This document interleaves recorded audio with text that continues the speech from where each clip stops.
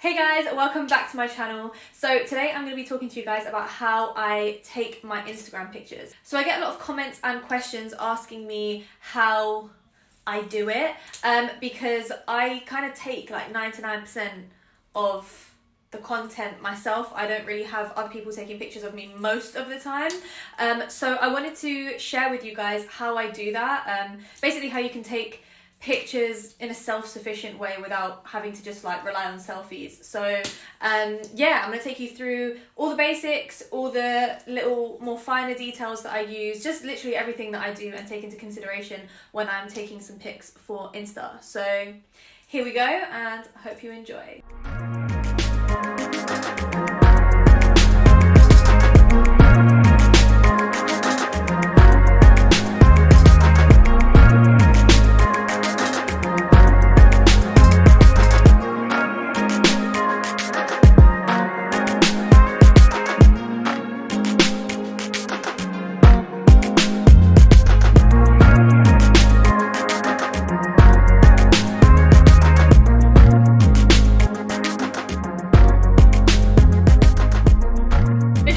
Right? Subscribe! Okay, so the first two things you're going to need, right? Number one is you want to have something that is going to have good camera quality. Whether you use your phone or you have an actual camera, the actual device that you use plays a really big part, because you can have a sick picture and if the quality just is not cutting it, the picture is just not going to bang. It's just not going to look great. It's going to look like there's something missing. So although it seems obvious, it's actually quite an important thing. So try your best to use something which will give you the best quality that you have available to you. Now, the other thing is lighting. This is the most important thing, in my opinion. It's like the top thing. And when I say lighting, I don't mean you need to go out and buy some lights. You do not need to spend any money on lighting. Let me just make that clear. It's just about being smart with it. So the lighting will make a massive difference to the overall quality of the picture, the way your makeup looks, the way that everything comes out. So much of that is literally just down to the lighting. It's a bit mad how we can literally make or break so much. Like, there's been so many times where I've done my makeup, I've got ready, and I really like the look, like I'm really happy with it, and the pictures just are not banging, and it's because I took too long getting ready, and now I'm taking my pictures late in the day, and my studio lights just aren't cutting it. Like, I need something more, and it's because the natural light has gone. So don't sleep on natural lighting, because that will make or break your pic. So if you don't want to invest any money in it and you want to just use what you've got available to you, you basically want to capitalize on the light coming through your windows. So if you're, let's say, taking it in a room, in a house, whatever, you want to position yourself in front of a window. The bigger the window, the more light's coming in, simply put, and that is going to make a huge difference.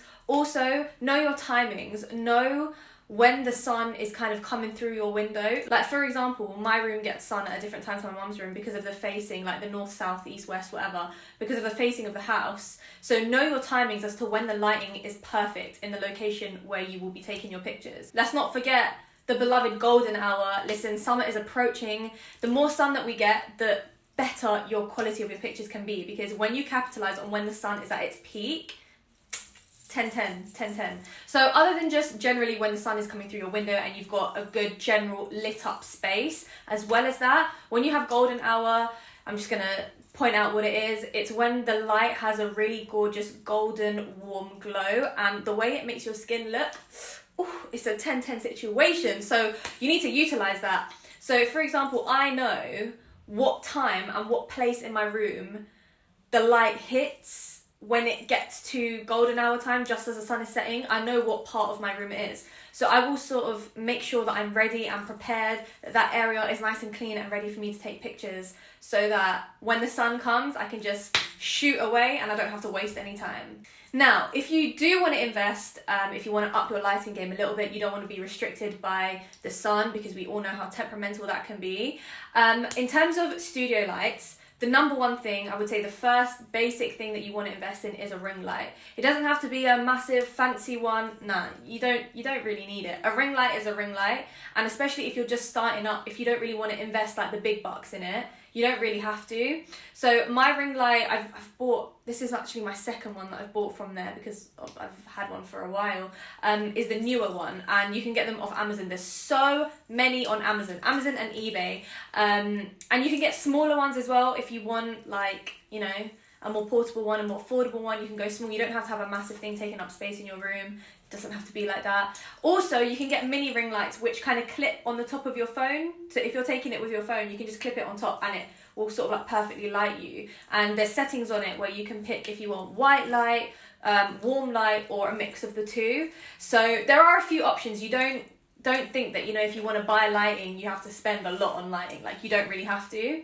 I also do have a couple of soft boxes, but I mean, it depends, like, how extra you want to be with this. Obviously, I have them for YouTube and my filming and my content, etc. But I wouldn't say that you really need them if we're talking strictly about Insta pics. Okay, next thing is your background. Most of these pointers are for, you know, if you're taking pictures in an inside setting, because you will notice from my feed, majority of the pictures I take are taken in my room. My room slash studio, I have like a 2-in-1 situation in here. So you can see that my walls are white, and that is no coincidence. I made my walls white for content just because I wanted everything to be a blank background. It's my preference, I prefer it that way. Then whatever look you're stunting is gonna pop on a white background. Nothing is ever gonna clash, you know, nothing is ever gonna like come across like underappreciated, or no detail is going to be lost. There's going to be no clashing of patterns or anything like that, because you've literally got a blank canvas and it looks professional, it looks clean, it looks tidy. So that's why I like to keep it that way. So I use my white walls as my background. You don't have to be honest. I would say if you just try to find any sort of plain background, then you're winning. Anything plain is always a safe bet. You'll notice a lot of people that go and take pictures outside, they look for big spaces with like a white background, whether it's like a garage door or like stuff like that, you know, just because it's clean and it's got that professional aesthetic. You can do whatever you want with it. Like, it's perfect. So try to find a location. Once you've found a spot, honestly, that's like majority of the work, because then you know that you've got a regular, reliable spot where you know the background is going to cut it. You know where to position your lights in relation to that background. You don't have to faff around each time. You know you've got a trusted system that works. But like I said, if you are taking your pictures outside and you want some tips, you're going to want to look for the same kind of things, the same traits, but just look for them outside. Make sure that the sun is facing the direction that you want. So the sun, the lighting source, you should always be facing it when you take the picture. You never want to go the opposite way, because then you're giving more of a silhouette effect. So if the light is behind you, you're not going to be lit at all. So you want to make sure that whether it's the sun, whatever it is that you're using as your lighting source, that needs to be facing you. So the window needs to be in front of you when you're taking your pictures, right? So when it comes to outside, just be aware of where your lighting source is. Keep your eye on that in terms of when you're picking a location, and try to find something which has a blank background, like I said. Okay, now next is if you are using an iPhone, sorry, my Android users out there, you must have probably a similar setting. Do you know what? I don't really know much about Android. Sorry about that. But if you're taking your pictures with an iPhone, which I take mine with, I use my iPhone to take my pictures. And you know what is a blessing? Portrait mode. Don't sleep on portrait mode. It took me so long to jump onto that. I don't know why. I never really utilized portrait mode until I would say the last couple of months. I don't know why it took me so long. Like, I don't know what my problem was. But that is incredible. It basically gives, it focuses you as the subject, and I think it like slightly blurs the background a little bit, but it creates a little bit of distance. So that way you're in focus and your background and everything is a little bit less important, and it appears that way. The quality, everything is just, it just scales it up so much. And you can use portrait mode on front camera as well. You don't have to use the back camera, so that will help a lot. Okay, now the next thing is a big factor as to how I can take pictures and make it seem like someone else is taking pictures of me when I'm taking them myself. And that is a tripod. I can't really show you much right now because I'm currently using it but you just want to use a tripod which will hold your phone. Whatever your phone is, whatever your device is, you want to be able to have a holder for that. So I use the tripod off of my old ring light, but if you literally just search for a tripod that will hold your phone in Amazon, eBay, you will have so much choice, I'm pretty sure of it. So what's perfect about this is you can control everything. You control the height of it, the distance from you perfectly. You don't have to worry about stacking books and all of that faff. So you can get that distance. You can get like a full outfit pic. You don't have to, you're not sort of tied down to the length of your arm. You can use whatever distance you want. And when you're using the tripod, you want to make sure that you keep the phone or the camera or whatever kind of level to you. You don't want it to tilt this way or tilt this way, because then it warps the perspective. It warps the ratio of your face, your body, whatever it is you're taking a picture of. It will make like your head look big and your body look small, or vice versa, or whatever. So you want to make sure it's always level to you. And I feel like all of those things just get so much easier when you're using a tripod, because you don't have to try and balance things and all of that. It's sorted. You're literally sorted. And then what you want is one of these. This is a Bluetooth clicker. This changed my life. Changed my life. Again, Amazon. Sometimes when you get tripods and stuff, you will get one with it. Like when I ordered my ring light, I got one of these with it. So it was perfect.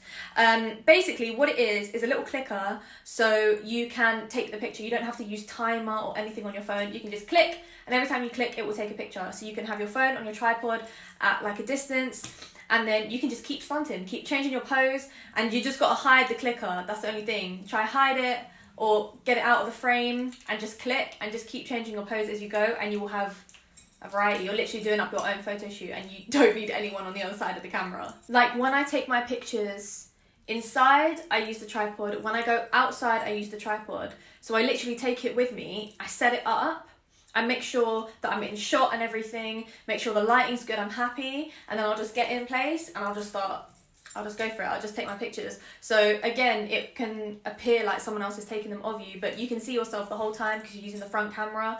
Or if you want to use the back camera, because the back camera is always like better quality, you can flip it, kind of try to set it up. So set up your frame, make sure you're going to be in frame, so you're not going to crop like your shoe out or anything like that, because that's always very jarring. When you do that accidentally, oh my god, it's so annoying. You know when you've got like a really sick outfit picture, but then half of your shoe is cropped off and you're like, I should have checked the crop. So make sure you check the crop. Anyway, so when you're doing that, you can literally just set it up if you want to use the back camera, and then just sort of flip it around, and then you can do the same thing, and you know that you're going to be roughly in shot. Just keep switching your pose, etc. It's a little bit more long-winded if you're going to use the back camera, but if your front camera, you know, isn't really hitting it with the quality, then always you can still use the back camera. You just need to add in a couple more steps. Okay, the next thing is, it's kind of related to the lighting, but it's a little bit more technical. Again, if you're using an iPhone, I'm sorry, I can't really speak for other stuff, it's just what I use. So what you want to do is, when you are standing in front of the phone, yeah, you can see yourself, you're in focus, cool. You want to tap the screen on your face, and then while still making contact with the phone, when you go to tap, you want to slide up or down, and then basically you can change the brightness.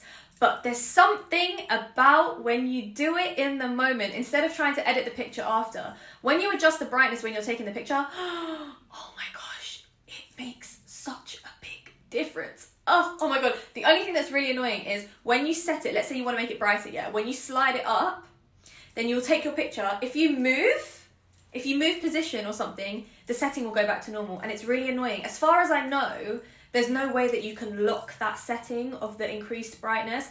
Side note, if that is a thing, if anyone knows a way to do that, please let me know. You will be in like the biggest lifesaver. You will save me so much time and so much hassle, because I redo it every time. It's so jarring. Okay, now the next one is basically just get creative with it. Get creative with your angles, with your perspectives, all of that. Like, have fun with it. You don't have to keep it same thing, you know, like the same distance away from you, white wall, sorted. Play around with it. Put the phone lower down, put it higher up. Play with different backgrounds, like just experiment with it. That's what I do a lot of the time. I will sort of take my basic pictures and then I'm like, okay, what can I do to make these ones a little bit different, you know?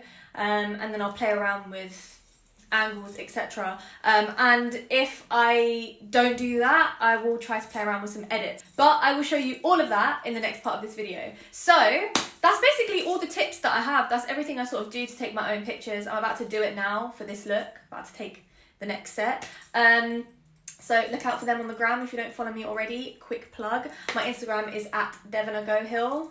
I will leave it on the screen. It's literally the same as my YouTube name. Come along, say hi. I post on there every day without fail. So loads of extra content for you guys. And I will be posting the editing version, the second part 2 to this video, very soon. So keep an eye out, make sure you're subscribed and you click the bell icon so that you're notified every time I upload, so then you will know when I'm uploading the editing version of how I take my pictures. But that's it. I really hope that you enjoyed. I hope it was helpful. Thank you guys so much for watching. I love you. Stay safe, stay positive, stay smiling, and I will see you next time. Mwah. Bye guys.